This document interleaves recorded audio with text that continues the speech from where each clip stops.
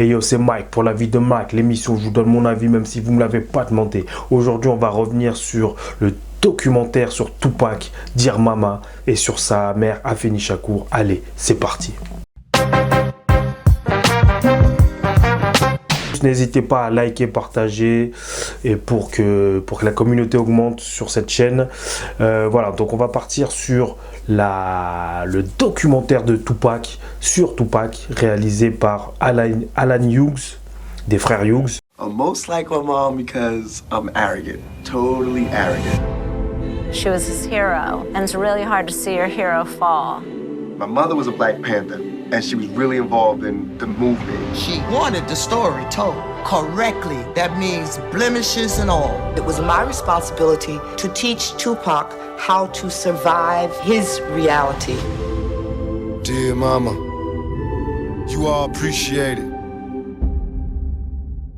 Donc pour ceux qui ne connaissent pas, les frères Hughes, c'est ceux qui ont réalisé Menace to Society, un film sur la banlieue américaine qui est sorti dans les années 90, au début des années 90, je crois que c'est 93 ou 94, dans la lignée de Boys in the Hood. Et Alan Hughes, il a commencé avec son frère à faire des clips. Pour qui? Je vous le donne en mille, pour Tupac. Il a fait les 3 premiers clips de Tupac sur le premier album de Tupac. Je crois que c'est Brenda's Got the Baby, Trapped, etc. Donc voilà, ils ont commencé par le clip. Ensuite, ils avaient ce projet de film pour faire ce film qui s'appelait Menace to Society. Ils avaient besoin, pour qu'on leur donne le budget, de dire qu'il y avait un rappeur assez connu dans leur film. Donc à la base, Tupac devait être dans ce film-là. Donc devait être dans Menace to Society. Mais l'histoire drôle, l'ironie, enfin drôle entre guillemets, c'est que Tupac, il a tapé les frères Hughes, du coup parce qu'il voulait un autre rôle. En fait, ça, ils se sont embrouillés parce que Tupac, dans le film, il y a plusieurs protagonistes et un des protagonistes, c'est O-Dog. Et Tupac voulait jouer ce rôle de O-Dog qui est le gangster, le cauchemar de l'Amérique. Bref, ceux qui ont vu le film vous connaîtront, ceux qui n'ont pas vu le film, je vous invite grandement à voir ce film qui a marqué les années 90 en France comme aux États-Unis. Et ce personnage, O-Dog, est un des personnages voilà, emblématiques de ce film. Et Tupac voulait jouer ce rôle-là, mais on lui a donné le rôle du musulman. Et Tupac n'était pas satisfait avec le rôle du musulman. Et puis voilà, Tupac, c'était une personne assez exubérante, qui pouvait parfois être, voilà, être méchante, enfin pas méchante, mais voilà, qui exprime ses pensées, c'est-à-dire qu'il dit ce qu'il pense direct, lui, voilà, sans filtre. Donc voilà, ça lui plaisait pas, il l'a fait savoir. Donc ils ont voulu vu qu'il a su, et du coup il jouait pas à fond le rôle, il était pas sérieux parce qu'il aimait pas le rôle. Du coup il gâchait un petit peu le tournage. Du coup ils avaient décidé de le virer. Et quand ils lui ont annoncé qu'ils le viraient, il l'a mal pris et il les a tapés. Et les frères Hughes ont porté plainte contre Tupac pour agression.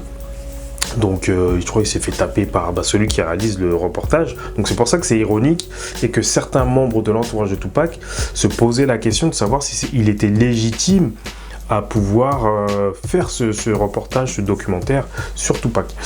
Et en fait c'était une demande qui est liée, ce reportage, ce documentaire, à la mère de Tupac. C'est la mère de Tupac qui avait demandé à l'époque aux frères Hughes de faire ce reportage. Du coup, il ne savait pas s'il allait accepter parce que justement par rapport à ce passif-là, il a eu du mal à digérer, il s'est fait tabasser quand même. Il a porté plainte et l'entourage de Tupac disait que oui, voilà, il va peut-être pas faire bien le reportage parce que il a un peu le seum contre lui encore, il a un peu de la rancœur. Et du coup, non, le reportage est bien fait. Il faut savoir qu'ils avaient, les frères Hughes, enfin en tout cas Alan Hughes, avait fait le reportage The Defiant Ones sur Dr. Dre, sur Jim Iovine, etc., qui était un très bon reportage. Et du coup, voilà. Il faut savoir aussi que Alan Hughes, pour finir sur Alan Hughes, va a priori réaliser le film sur Snoop Dogg, sur la vie de Snoop Dogg. Voilà, donc il y a un film qui est en projet sur la vie de Snoop Dogg et c'est aussi Alan Hughes qui est sur le projet, qui réalise ce film. C'est d'où pourquoi dans le reportage sur Dear Mama, on voit entre autres Dr. Dre et Snoop Dogg qui interviennent dans le documentaire. Donc c'est un documentaire en 5 parties. C'est difficile à voir parce que pour l'instant, moi je l'ai vu en anglais, en non sous-titré. Je sais pas s'il va être disponible dans quelques temps en français sous-titré ou en doublage français. J'espère, parce que c'est vraiment un reportage qui mérite d'être vu.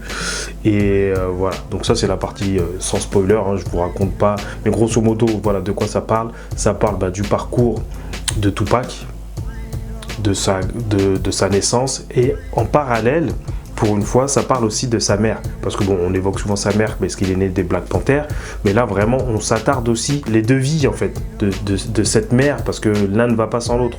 Sa mère a eu un impact en bien comme en négatif sur Tupac, et vice versa. Et le parcours de sa mère a beaucoup influencé le parcours de Tupac.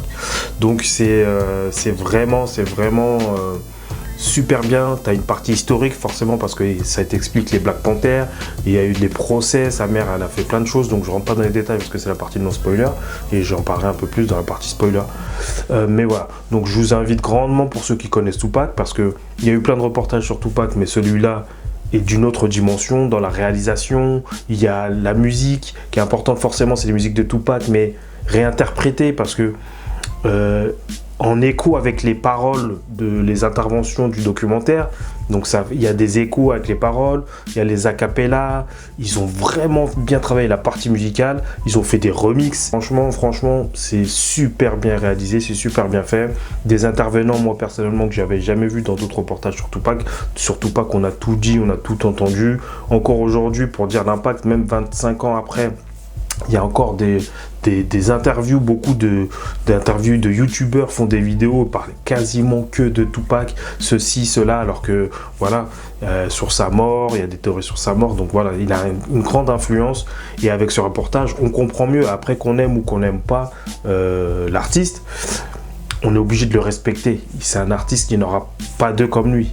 Son parcours, son intelligence, sa fulgurance fait que voilà, il est vraiment atypique.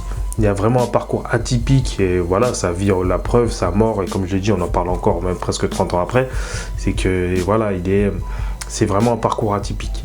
Donc, et il avait de la poésie dans ce qu'il faisait, du militantisme, du révolutionnaire, du gangster, du lover. On voit un peu toutes ces facettes dans le reportage. Et franchement, ça c'est cool. Et puis on en apprend beaucoup aussi la partie sur sa mère. La mère de Tupac, Afeni Shakur, qui est aussi une figure, et tout l'entourage des Black Panthers qui étaient là. Donc franchement, c'est même pour la partie, je dirais, historique, c'est super intéressant, c'est super bien documenté. Les intervenants sont tous intéressants, et voilà, on montre que Tupac c'était un homme comme les autres et à la fois pas comme les autres. Un artiste comme les autres et un artiste pas comme les autres.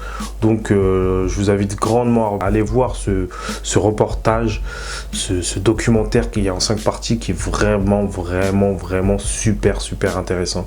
Même si on croit tout connaître de Tupac, on découvre des choses, je pense.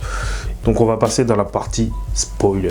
Donc je veux pas spoiler tous les épisodes, hein.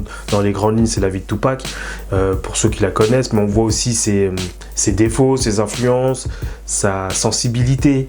Donc chaque épisode est tiré d'un morceau de Tupac. Il y a Ambition as a Rider, Are You Still Down, et puis l'émission, c'est Dear Mama, c'est une chanson de Tupac.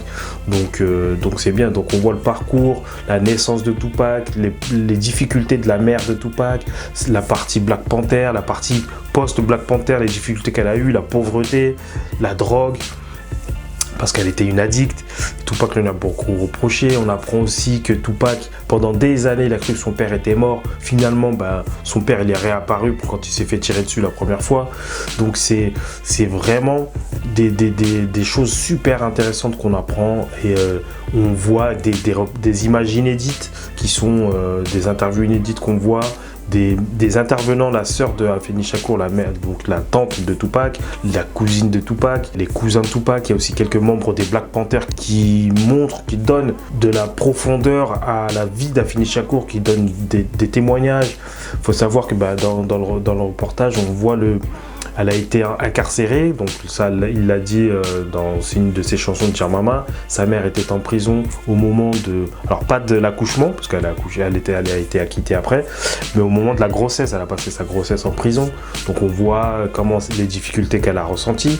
On apprend, moi je savais pas que en fait, donc elle a été Elle faisait partie des Black Panthers de New York. Donc il y avait des Black Panthers dans plein de grandes villes. Et il y avait les Black Panthers de New York, ils ont tous été arrêtés. Donc elle a été arrêtée. On voit aussi... du coup, elle n'engage pas d'avocat. C'est elle qui prend sa défense elle-même. Alors que c'était pas une avocate, mais elle était très intelligente. Elle a pris sa défense. On découvre qu'il y avait des infiltrés dans son groupe de Black Panthers qui sont venus témoigner contre elle. Elle a réussi à retourner leur témoignage contre eux, ce qui fait qu'elle a été acquittée. Donc ça, c'est génial. Donc après, elle a eu des grosses difficultés. On apprend que elle est tombée dans la drogue parce que, comme beaucoup d'autres Black Panthers d'ailleurs. Ensuite, elle a eu beaucoup de relations avec des Black Panthers. Elle s'est mariée avec Mutulu Shakur, mais qui lui a été arrêté ensuite, etc. Donc c'est une jeunesse chaotique en fait. Et tu vois que Tupac, il a dû déménager, il a grandi à New York. Ensuite, ils sont partis à Baltimore. Ensuite, ils sont partis à Maryland, en Californie, à côté d'Oakland, dans la baie d'Oakland. Ensuite, il a fini par aller à Atlanta. Et ensuite, il a fini à Los Angeles. Voilà, où il a connu sa fin. Donc voilà, tout ce petit parcours, l'influence que Afeni Shakur a eu sur Tupac est grande. Elle l'a cultivé, elle l'a nourri, il a été entouré par plein des révolutionnaires en fait. Et ce qui est intéressant de savoir dans ce reportage et qu'on nous apprend, c'est que si à un moment donné il cherchait un deal, parce que c'était un artiste né, il a fait l'école de ballerine, il a fait l'école de théâtre, voilà, c'était un artiste, il voulait être acteur. Même plus et il faisait de la poésie à côté. Donc il a mélangé toutes ces choses-là. Et à un moment donné, on voit que s'il n'aurait pas été rappeur, s'il n'aurait pas trouvé de deal à un moment donné, parce qu'il frappait aux portes, on ne voulait pas trop de lui, s'il n'aurait pas été artiste et s'il n'aurait pas été rappeur, il aurait été un grand activiste. Ils avaient créé un parti où on voit des interventions. Le gars, il avait 17-18 ans, mais tu vois, il parle aux gens avec pas de peur, et il dit que sa mère lui a appris à dire ce qu'il pensait, mais avec éloquence. T'as d'autres personnes qui interviennent pour dire que Tupac, il arrivait à se fondre dans son environnement, donc c'est-à-dire qu'il avait des gangsters, et il devenait vite le centre d'attention. Et s'il était avec des gangsters, là il est dans un truc un peu plus huppé, il devenait le centre d'attention dans son truc huppé, etc. Il prenait la parole, il n'avait pas peur de dire ce qu'il pense, et ça lui a coûté des fois du tort d'ailleurs. Mais voilà, et puis tu vois ses premiers morceaux qui étaient très engagés, et on voit qu'en fait, ce qui nous montre, en fait, c'est que quand il a été à Death Row, il s'est adapté en fait. Il a fait, quand il s'est fait tirer dessus, et il a vu que c'était les gars de la West Coast qui sont venus l'épauler, etc., qui sont venus le sortir de là, il s'est adapté, il s'est dit ah ouais, moi je vais rouler pour la West Side, parce qu'avant sur Diamama, il n'était pas là West Side, il criait pas West Side. C'est quand il est arrivé à Death Row, il a dit moi je vais ride pour Death Row, je vais ride pour la West Coast, parce que c'est eux qui m'ont bien accueilli, c'est eux qui m'ont mis bien. Et il a fait plus du gangsta rap, alors qu'il n'aimait pas vraiment ce terme-là. Souvent on lui a dit est-ce que vous faites du gangsta rap? Non. On voit aussi ses démêlés avec la justice, ses altercations, quand il a tiré sur la police, son histoire de viol, etc. qui finalement, on a appris des années plus tard, c'est la personne qui l'a accusé a avoué des années plus tard. Vous trouverez sur YouTube des interviews d'elle qui admet que finalement, elle n'avait pas été, Tupac n'avait rien à voir avec tout ça. Parce qu'en plus, c'était en contradiction avec les images qu'il donnait dans ses premiers morceaux, Diamama, Keep Your Head Up, Brenda's Got a Baby, où il prône, il met en avant la femme noire. Donc du coup, c'était en décalage avec son discours, ses actes et son discours. Mais du coup, on a appris bien plus tard que finalement, il n'avait pas fait ça à cette dame-là. Et sa mère, justement, à un moment donné, on entend que sa mère dit, elle a pris de la compassion pour la victime. Mais elle a toujours cru son fils. Son fils, voilà, elle l'a éduqué, etc. Elle savait que son fils ne pouvait pas faire ce genre de choses. Donc voilà, c'est un reportage riche en interviews, riche en événements. Chaque épisode dure 1 heure à peu près. Donc tu as 5 heures d'interview et tu en apprends beaucoup sur, comme j'ai dit, Afeni. Surtout pas qu'on savait déjà beaucoup de choses, mais là on découvre encore d'autres images intéressantes. Et franchement, c'est très très émouvant. Très émouvant, même si on n'est pas pro Tupac, on est plus genre Biggie ou quoi que ce soit. Mais là, on apprend ce qu'il y a derrière cette couche, cette armure qui se mettait en fait. C'est ce qu'on apprend, c'est qu'il se mettait une couche souvent pour jouer un personnage, pour pas être ce qu'il ressent. On voit qu'à la fin il travaillait énormément, il dormait 3 heures par jour, entre les films, et la musique, etc. etc. Donc il faisait énormément de choses. Il essayait de faire plaisir à tout le monde. Mais voilà, c'est extrêmement riche, c'est extrêmement intéressant, on apprend beaucoup de choses, même si on savait beaucoup de choses déjà sur Tupac. 25 ans après, on est encore là, on en parle encore beaucoup. On sait maintenant qui l'a tué, etc. Mais voilà, ça reste un personnage iconique dans le rap game. Il y a longtemps, j'ai fait une vidéo derrière, allez voir la vidéo sur mon top 50 de Billboard. Le top 50 de Billboard qui a fait un top des meilleurs rappeurs du monde. Rien que pour sa vie, même après ce reportage, même si t'es pas ton rappeur préféré, t'es obligé de le mettre haut dans ton classement parce qu'il était iconique. Il avait quelque chose, une aura que personne d'autre n'avait. Donc voilà, Tupac, ça reste Tupac. Donc allez voir ce reportage si vous pouvez le voir en anglais. C'est vraiment un bon reportage. Et on en apprend beaucoup, surtout sur Afeni, sur Tupac et sur sa vie, quoi. Donc voilà, c'était Mike pour l'avis de Mike, l'émission Je vous donne mon avis, même si vous ne me l'avez pas demandé. Et là, on a parlé de Tupac. Allez-y, je vais m'écouter un petit peu de Dear Mama. Ciao.